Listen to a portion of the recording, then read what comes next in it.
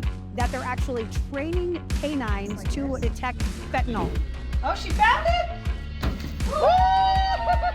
You gotta be able to read your dog. So it's a real demanding actual task. In order for us to do our job here and train these dogs, we're affecting the nation as far as a whole. We are high standard academy. That's our next layer of defense for the American people, to stop these things and people from reaching our community. Wow, we did it, guys. We found some drugs. We love these dogs and we do everything we have to keep them in optimal health. Can I have them? Well, I wish you could, but... Can we take them home?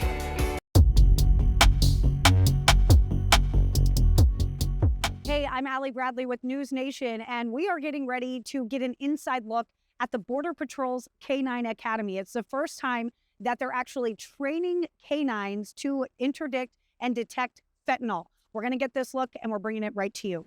Available for both human and canine. We have a spill kit, we have gloves, we have anything that we need in case of an emergency.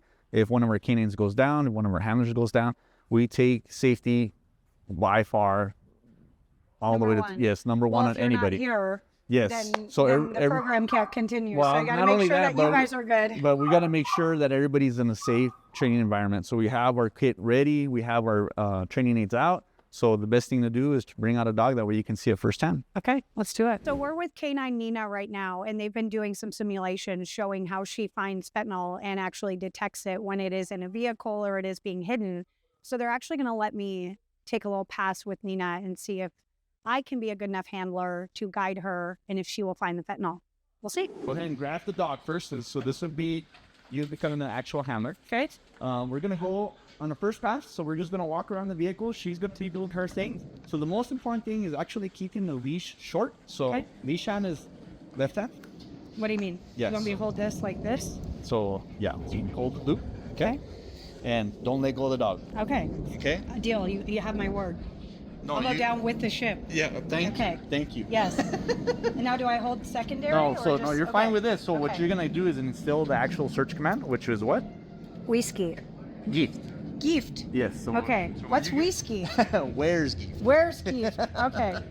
So when you give her the gift command, you're just gonna walk her and you're gonna go around this vehicle and you're gonna go to the actual Suburban that's over there. Okay. Okay. That's gonna be in the gas cap. Okay. So don't freak out. Walk around and we're gonna go to the gas cap. So okay. stay controlled, stay patient, stay, Nina. And then give her a presentation and give her the command. Stand still. Woo. Okay. Whiskey. Gift. Gift. Gift. Where's gift? Woo.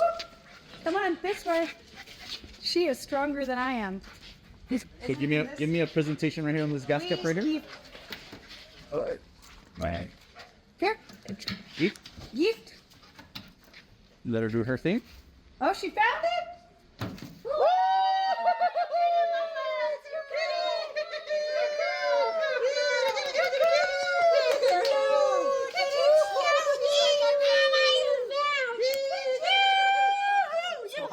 Side happies are warning her. Get it. Good job, Mama! Woo! Yeah! Good girl! Good job, Mamas! You did it! Woo! Yeah! We got it, girl. Good job. What we're gonna do is actually have a demonstration with one of the canines. One of our supervisors will bring out a dog, go through the systematic pattern. We'll go around the vehicles, eventually make it to the vehicle that actually has the training aid, and you'll see the dog's reaction on alert and indication. That way you understand what the bigger picture is on the whole training. So we are right now with Border Patrol as they're conducting some of their training to actually detect fentanyl. What they're doing is they're running the dogs through these different kind of scenarios where these vehicles are, so they can actually find out if in fact they might be hiding or concealing any fentanyl or any other narcotics in these vehicles.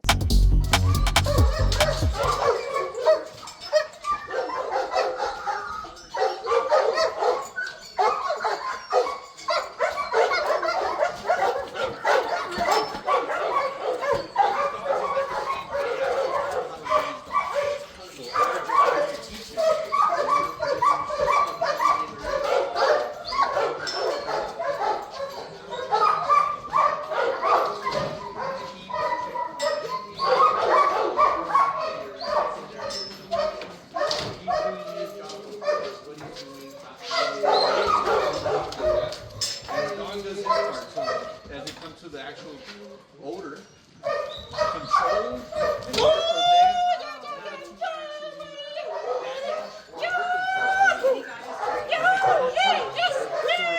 so the whole combo of handler and dog.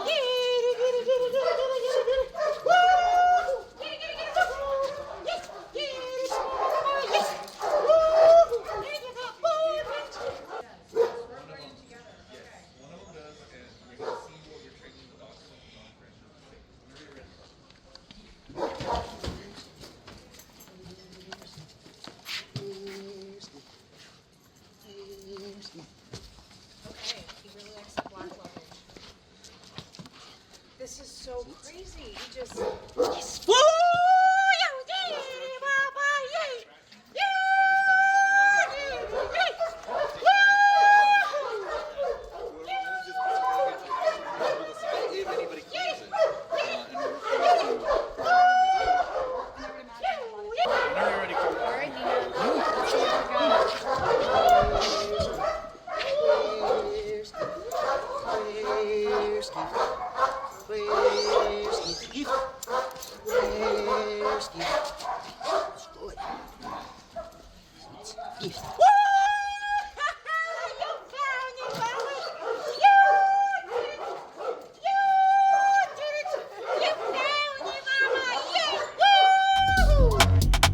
Right now we have a scenario playing out behind us, a training kind of simulation. Walk us through what we're seeing, what's going on here. So that's pretty much our foundation to actually teach a student handler how to be able to run a dog on leash. So we get a one-on-one training. They do a variety of drills that we have, mirror drills, leash hand drills, and it's to pretty much give them a picture of what's going to happen once we attach a dog to the end of that leash. So a lot of the times you can't just throw somebody and be like, you're a handler. You have to practice and actually get these techniques down. So in order for us to grade you properly and be able to put you on the field, you have to understand how the dog's capable of doing their job.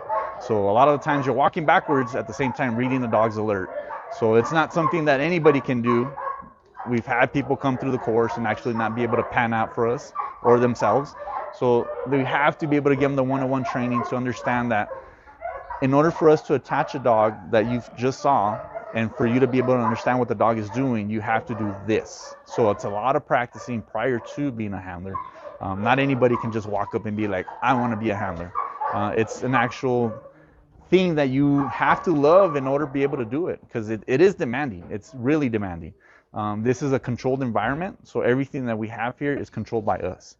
Whether it be the training aid odors, the environment as far as vehicles, but once they hit the field, that's out of control. So they have to be able to get really good at this before they get to the field. And that's one of the things that they understand is we can't pass you through this course and just be able to walk around. You need to understand what you're doing, because you're going to go up against the best of the best smugglers. You're going to go up against people that are in vehicles trying to hide from you, and you got to be able to read your dog. So it's a real demanding actual task. Now, what are they looking for specifically when they're going around these vehicles? So understanding what their instructor is trying to show them, maybe the actual tension on the leash, that the dog's showing them an alert, maybe just them controlling their footwork, be able to do presentations and walk backwards. A lot of the times it's just walking backwards and actually seeing a dog in front of you. People get excited, this is what they've always wanted to do. So trying to control those emotions, being patient, and you know that you want this dog, but sometimes you just need to understand that. Be patient, understand what we're doing, because this is a bigger picture than what you're actually seeing. And how does a dog, like as they're walking around, how does a dog sniff out fentanyl behind steel, behind things in backpacks and whatever it might be, versus dust or versus powdered sugar? How is this dog able to detect that through this training? So the dog's olfactory is what comes into play. So do you know how a dog's nose works? No? So a dog can actually sniff out a cheeseburger, but by sniffing the bread, the tomato, the cheese, the meat, the lettuce. They can actually divide all those odors separately. So in order for us to get here, we do pre-training. So we teach them the odors. We teach them the odors all in one in order for us to be able to split them eventually down the road. So they do an introduction as far as all the odors together, in order to understand what cocaine smells like, heroin smells like, marijuana smells like, methamphetamine, and fentanyl. In order for us to be able to separate the odors, we need to make sure that the pre-training is a process that understands that the foundation for the field is going to be the pre-training. So once we get good at that, then we start splitting each odor individually, and it comes up to the instructor and the course development instructor to understand that this dog is ready. This dog understands what cocaine smells like. This dog understands what methamphetamine smells like. In order for us to be able to deploy this dog in the field, you can't just send the dog and be like, well, it's close enough. No, we are high standard academy. We need these dogs to be able to smell these odors and be able to do it at a moment's notice. And once they get good at the odors, now we got to find concealed people. So not only are they finding what maybe fentanyl is hidden, they have to find what a person smells like behind a trunk, behind a fender, behind a dashboard. So it's one of those things that we have to make sure our training is held to a higher standard for these dogs to be able to do it. What's the risk if it's not? What's the risk if Somebody's they're not life. 100%? Somebody's life behind the vehicle, or somebody's life in the neighborhood. It could be somebody's kids. It could be somebody's husband, wife, brother, sister, uncle. In order for us to do our job here and train these dogs to the standard that we need, we're affecting the nation as far as a whole. All this that we do is not for nothing. He might at one point find 300 pounds of fentanyl. He might at one point find 2 keys of cocaine. We don't know. The dogs that we're putting at the end of that leash are trained to do it. We need them to do their part to become a team to be able to do that in the field. Now, what's he saying? So he's giving them the search command, the Whereski. So we train our dogs in either German or Dutch commands, and it depends on what we're doing as far as on the actual searches. So for actual detection, it's Gift. So they're actually looking for the trained odor. Help me find the trained odor. I'm giving you presentations and I'm moving. Use your nose and be able to help us as a team pretty much pinpoint where the location's at. So he's moving. You have your student instructor showing them how to move, how to be able to do presentations and be able to put it all together. This is fascinating to see how they do this, because this is what we're going to be seeing more so in a checkpoint environment, right? Or at a port of entry. Or are we also seeing this? I've seen K-9s being called in an FTY or in a traffic stop situation. You bring this unit out together. Yes. That will kind of You might go be around the vehicle. you might be and helping see. another agency that needs the Okay. help of a detection canine, and your supervisor told you yes, you can respond and use your dog to help them. And that's what a lot of people don't understand, is that Border Patrol checkpoints are in the interior. They have already got past a port of entry. They've already made it into the interior when they've gotten to where you guys are at this point.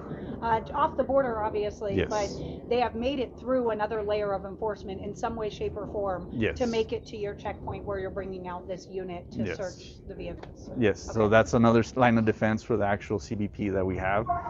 We also cover between the ports of entry, so it's not only there, maybe in the field in the desert, but yes, that's what the checkpoint is intended to do. Okay. So hopefully give us that security. So this is our classroom. So this is where the student handlers and student instructors start their day. And how long is training? How long is So it the depends on the disciplines that we're doing. So it can go anywhere from 10 to 15 weeks, even longer for patrol, because patrol takes a lot more training, a lot more obedience with the K-9s. So it just depends what discipline. So we're covering detection a day. So that's about 10 to 12 weeks for 10 to students, 12 weeks for for the student detection? instructors. Okay. For the student instructors. So the student instructors are a very important piece to the training, because they are the ones that are going to go to the field and maintain maintenance training for the student handlers. Okay. Student handlers, they come in, they have about 8 weeks, and that they cover is everything from curriculum to eventually bonding with the dog and then training with the dog. Okay. So the most important thing about this is they're just a regular agent. No experience prior to this. A lot of the ones that show up, maybe dog people, maybe they love a dog. They have no experience, so we need to train out to be able to do what we do in detection. So that's a lot of training in a short period of time. How do they get selected? How do So they? their process, it depends on their station sector, how many handlers they need for that period.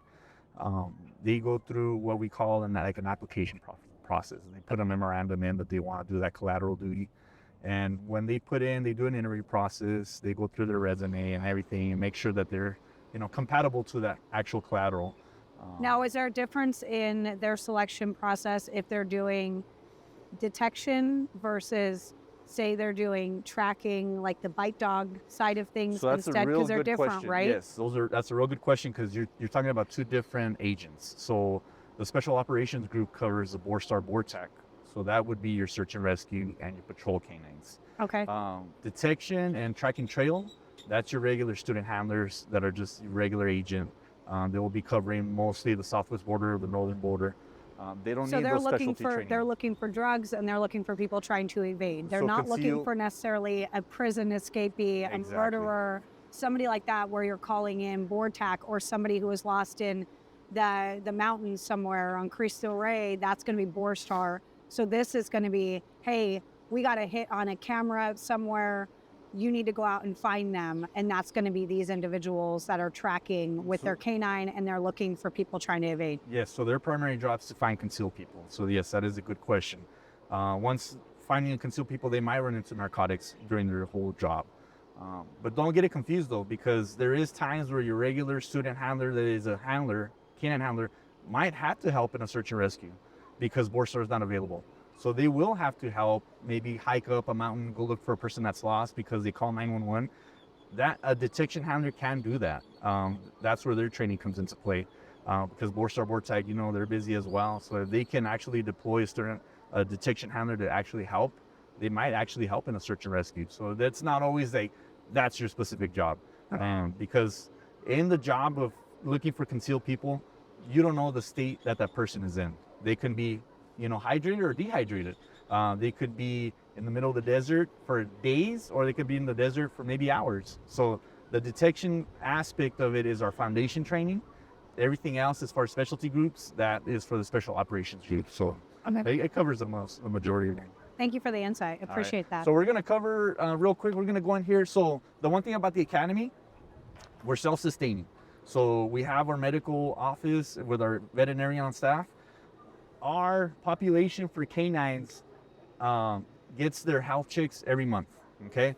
So we have a large population that we actually keep of K-9s that are trained or not trained.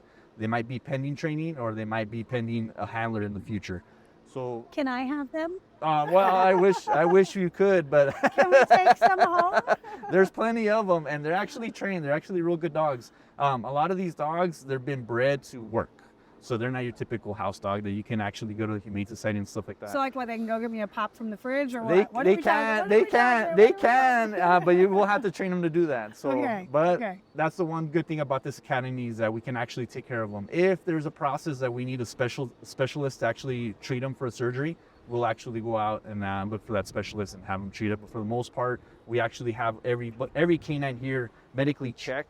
Okay. From And the you time- said once a month they get a check. Yes, once a month for their maintenance check, and then go ahead and come in. So go ahead and step to the side. They're doing a surgery right now. Oh my God, baby. So Oh, wow. we'll stay a little bit this way. That way we don't intervene with anything that they're doing.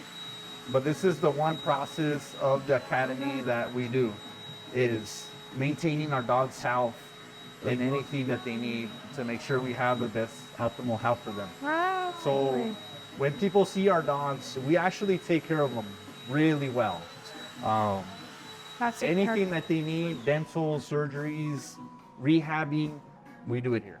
Wow. So that's the one thing. I had no idea. Yeah. So it's not you run of the mill, you just show up and the dogs are just waiting. No, we actually sustain and keep these dogs healthy until they're actually deployed to the field. They're very much part of the Graydon family. Yes. Wow. Yes. So that's the one thing about our program, is that we love these dogs and we do everything we have to keep them healthy. Wow. Sweet baby. So this is the thing about the bloodline. So making sure that bloodline that we're getting is thorough as far as what we need. Once we go through pre-boarding, what we do is a selection test, which would actually have an actual site that we do. They do all these things that we need them to do for our work. If they pass that selection test, then they go through medical. And they have to pass medical in order for them to join our program. And if they don't, what, you can just give them back? So there's an actual process where the contracting with the vendor is, that's how it is. If they don't pass these selection, what we call performance, if they don't pass medical, that's part of the contract, that they have to meet these requirements for us in order to purchase them. because the process for us to work them in the field is demanding. I mean, we can't just take a run-of-the-mill dog and just say like, okay, you're going to walk in 100-degree weather and look for people. We need a specific dog. You're right. We need a specific dog that can actually work at a checkpoint with high traffic volume, maybe assist the port of entry, maybe be on a ship. You never know, or in a boat. They might have to get on a helicopter to actually go through the mountains. So we can't just take anybody. We have to be specific in what we want. And that's the one thing about us purchasing with vendors. And vendors are real good with us. So we have a good process that, you know, it's not like we're picky. We just need them to do a job. And the vendors know what you're looking for. Yes. So they're showing up with those dogs that are in That mind. requirement, that yes. Makes sense. I mean, that's the process. Dogs are already past everything. They're just waiting for their specific discipline. So we have Malinois, we have Shepherds, we have hybrid mix. Yeah. Oh my God. Dutch Shepherds. A longer to run. That's cute. So they've all Fable Shepherd, Dutch Shepherd.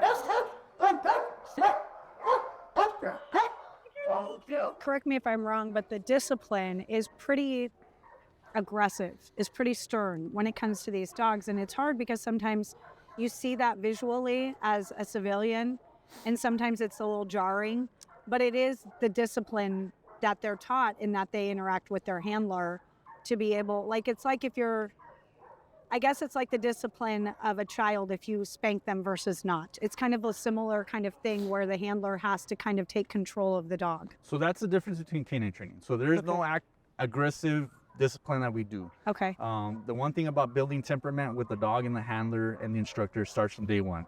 So bringing those dogs out, understanding what their behavior is, understanding how to tap into it, and understanding how to control it. So like those videos where we've seen a handler like kicking the dog, that would not be something that is a behavior that they were taught to do that to discipline their dog. No, it's something so that's the one thing about once we start with day one is controlling the dogs, not by force, is by what we know and the field experience and the training that we receive.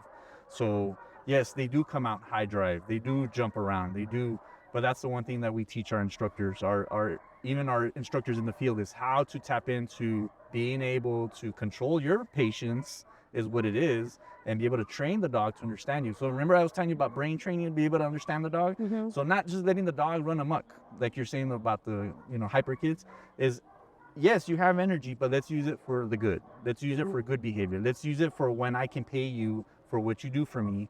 And that way you understand that, yes, you can be as rambunctious as you want to be, but we're going to do the job that we need to together. You do more of a reward system based on when they do their behavior correctly versus a discipline response.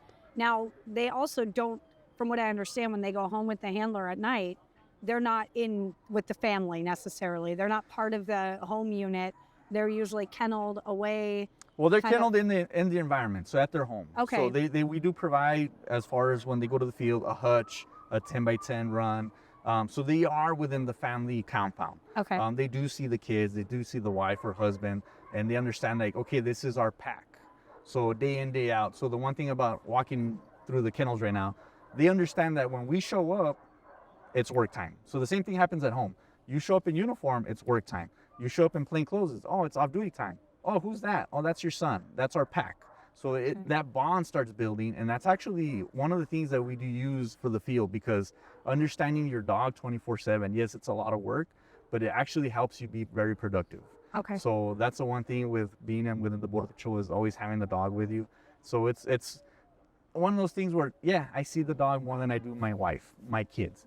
But working in the field is so rewarding to understand that we're actually doing something to protect our nation's borders, either by finding concealed people or narcotics. It's one of those things that me and my partner did it from the training from day one to now. So that's the one thing that people that put in for being a handler want to do, is find that reward system within that bond with a K-9, and it starts right there. So the way you saw them, we actually grab the agent that shows up as a student handler, we give them their first saver with their leash, go get your dog. So they actually have to understand how to actually leash up the dog and walk out with the dog, and we take them out, do the break. Do they get to pick? So that's Well, not how that's do- so much how a do we- it's how not do we so, do so much this? a pick system. It's You don't walk up and go, oh, you picked me. imagine if we did that, everybody be picking the most handsome dog. So no, it's not like that. It's actually what the actual dog can be good for as far as in the patrolling environment. Is it a high volume checkpoint? Is it mostly brush ops? Is it some environment where the dog might do 50-50? So understanding where the dog needs to go. And then a lot of the times too is maybe we pick that, but maybe our student handler physically can't control this dog. So we might have to do an adjustment where like, well, let's give him this dog and maybe this dog will work better with this handler. Okay. So it's one of those processes. If we let everybody pick, it'd be a rough situation. Why was it important for you to be involved in canine handling and the detection of drugs and the detection of people that are trying to evade? Why was that important to you? I think there's a real sense of service to country and service to our communities when you become involved in something that's bigger than yourself, right? So not just the Border Patrol, but as a canine handler, you're getting to utilize a different tool, a specialized tool that not very many people in the country get to use. And when these canines can find people in peril, hidden and concealed in compartments, their lives are in danger in the bed of in the trailer, an 18-wheeler, and there's no way out. There's no airflow. We've seen and heard all the news reports of the just the crazy dangers that the smugglers are putting people into. Smugglers don't care. They're all about what comes back to their wallets, not how well they're treating the people that they're smuggling. Yeah, and one of the things that really hits their wallets is moving drugs too. And we know that you guys just added the fentanyl detection piece to the narcotics element for these dogs. Tell me what it means to you to be able to have dogs trained up, to be able to find what is arguably the deadliest drug on the planet. So I think the biggest key to us here as the United States Border Patrol K-9 Academy, our requirement is to provide the capability to the Border Patrol. So the Border Patrol has requested that we add that odor to our K-9s. As you know, it's a fentanyl crisis. President Trump has declared a national emergency on this, back even in January, and for the opioid crisis and these synthetic drugs. Our part of adding that to our repertoire of odors on our canines is critical. Our dogs are finding all of these things that are dangerous to the communities. This is it's the best way to say this. This is the way we can give back as a whole. As the canine community for the United States Border Patrol, been the best of the best for 30-something years, and now we're even adding on to that. And now we've got a different tool to add to that arsenal of combating, finding, detecting, locating, and keeping these drugs, these synthetic opioids, fentanyl, hydrochloride specifically, from reaching the communities in the interior of the United States. And hopefully we can help slow down the number of opioid deaths.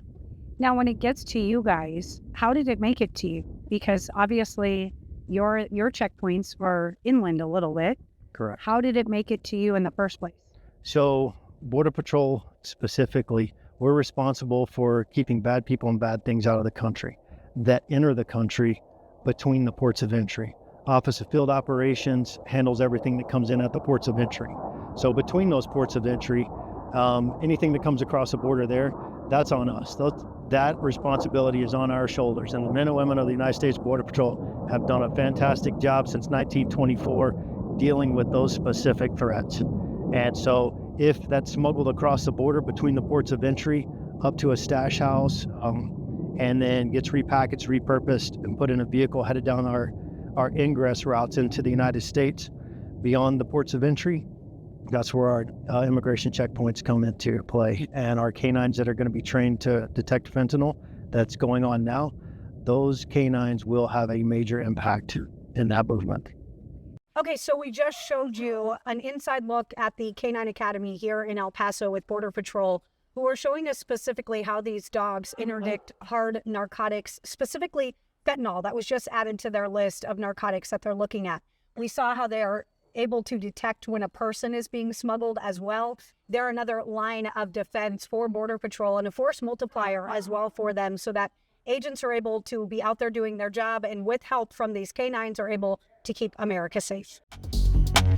Thank you for watching. Subscribe below and download our NewsNation app right now on your phone, and you will get fact-based, unbiased news for all Americans. Thank you for watching. Subscribe below and download our NewsNation app right now on your phone, and you will get fact-based, unbiased news for all Americans.